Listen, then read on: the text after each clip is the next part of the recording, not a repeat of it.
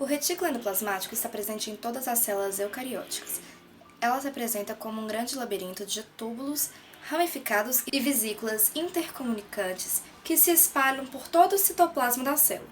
O retículo endoplasmático está dividido em duas regiões principais, região rugosa e região lisa. Vale destacar que essas regiões elas são transitórias e que uma está ligada na outra.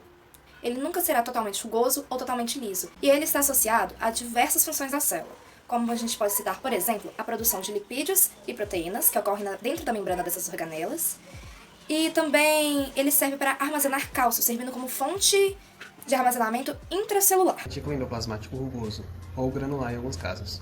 Ele é chamado assim pois está associado a ribosomas, que lhe dá um aspecto mais áspero. A localização dele é o citoplasma celular, muito próximo ao núcleo, por isso até que a sua membrana é formada pela membrana externa nuclear. Devido a essa proximidade, a síntese de proteína dele é muito mais eficiente, pois dessa forma ele pode mandar um sinal para o núcleo e começará a transcrever o DNA para ele formar a proteína. Caso a proteína que ele esteja formando esteja desdobrada ou deformada, inativa, ele pode mandar outro sinal para que ocorra um processo melhor. Caso não ocorra, ele poderá também fazer o processo de apoptose, que é uma morte programada. As proteínas formadas pelo retículo endoplasmático rugoso vão para o complexo de Golgi. Eles passam pelos canais do retículo endoplasmático liso. O retículo endoplasmático rugoso está muito mais envolvido em células secretoras, como por exemplo a célula do pâncreas, que secreta enzimas digestivas, as células calciformes da parede do intestino, que secretam muco, e também as células dos alvéolos pulmonares, que secretam lipoproteínas surfactantes. O retículo endoplasmático rugoso também produz proteína celular, como o caso do colágeno, que é produzido pelo retículo endoplasmático rugoso dos fibroblastos. As ligações polirribossomas à superfície citosólica do retículo endoplasmático rugoso ocorrem através de proteínas integrais, que é a docking protein, que são partículas de receptores de reconhecimento de sinal, a riboforinas 1 e 2, que são as proteínas receptoras do ribossomo, e as proteínas do poro. Está muito desenvolvido em células que têm muita síntese proteica, seja de exportação ou de organelas membranosas. O retículo endoplasmático rugoso ainda participa também de modificações pós-tradução de proteínas, seja na sulfatação, no pregueamento e na glicosilação. O retículo endoplasmático liso. Uma das principais diferenças para o retículo endoplasmático rugoso é que no liso ele não possui ribossomos ligados à sua membrana e por isso ele aparenta ser liso. A sua função é basicamente participar na produção de lipídios, em especial os fosfolipídios, que irão compor a membrana das células. Porém, dependendo do tipo de célula que se encontrar o réu, ele terá função diferentes. Assim, por exemplo, ele pode estar envolvido na produção de hormônios esteroides a partir do colesterol, ou com a regulação dos níveis de cálcio no citoplasma de células musculares estriadas. Vou fazer um resumo geral sobre o retículo endoplasmático.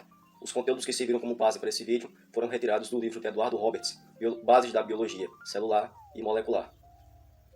O retículo endoplasmático é uma organela exclusiva de células eucariontes. Ele é formado a partir da invaginação da membrana plasmática. O retículo endoplasmático é constituído por uma série de túbulos e vesículas interconectados e achatados que são unidos ao núcleo ou invólucro nuclear. O retículo endoplasmático divide-se em dois tipos, o retículo endoplasmático liso e o retículo endoplasmático rugoso. O retículo endoplasmático rugoso tem esse nome porque apresenta pequenas estruturas na sua superfície. Essas estruturas são os ribossomos. Graças aos ribossomos, o retículo endoplasmático rugoso é responsável pela produção de boa parte das proteínas presentes na célula. Essas proteínas penetram na bolsa, vão em direção ao complexo Golgi, passando pelo retículo endoplasmático liso também. Agora vamos falar sobre o retículo endoplasmático liso. O retículo endoplasmático liso possui várias funções, dentre elas o importantíssimo é a produção de lipídios, como por exemplo o colesterol e alguns hormônios como o estrógeno. Ele também participa da função de desintoxicação, pois a atuação dele nas células hepáticas permitem retirar substâncias como o álcool e outras substâncias nocivas do nosso organismo.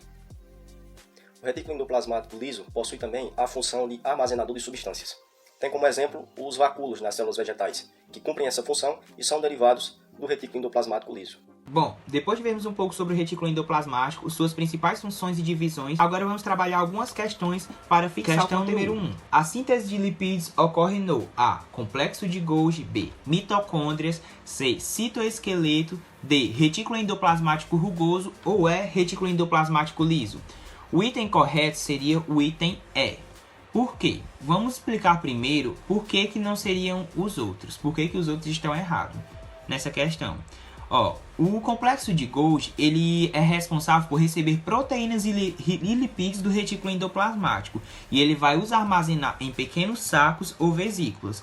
Então, a sua função ela não vai ser a de produzir, mas sim a de concentrar, modificar e eliminar secreções.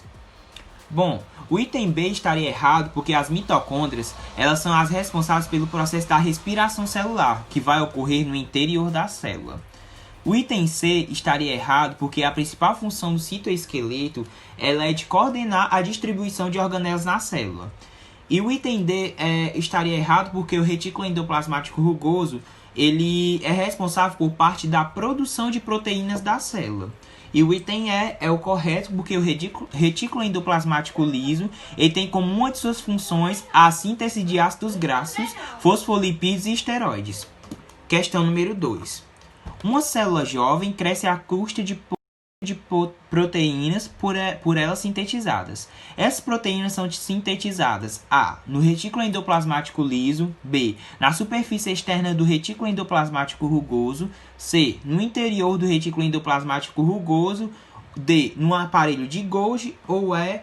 Nos ribossomos livres no citoplasma. O item correto aqui seria o item E.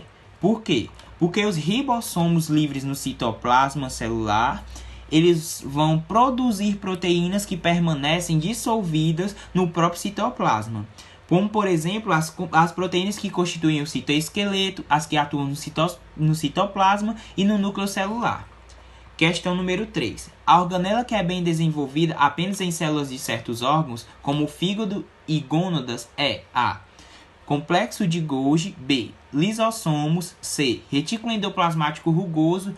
Ou D. Vacúolos. Ou item E. Retículo endoplasmático liso. O item correto aqui seria o item E. Por que não seria o complexo de Golgi, nem os lisossomos, nem o retículo endoplasmático rugoso? Porque eles são encontrados em todas as células eucarióticas de todos os órgãos do corpo. E não seria o item D, os vacúolos, porque os vacúolos eles são encontrados apenas nas células vegetais. E o item E seria o certo, porque nas cavidades do retículo endoplasmático liso existem enzimas que sintetizam diversos tipos de lipídios, como os da membrana plasmática e dos esteroides. E eles vão ser responsáveis por formar os hormônios sexuais nas glândulas masculinas e femininas.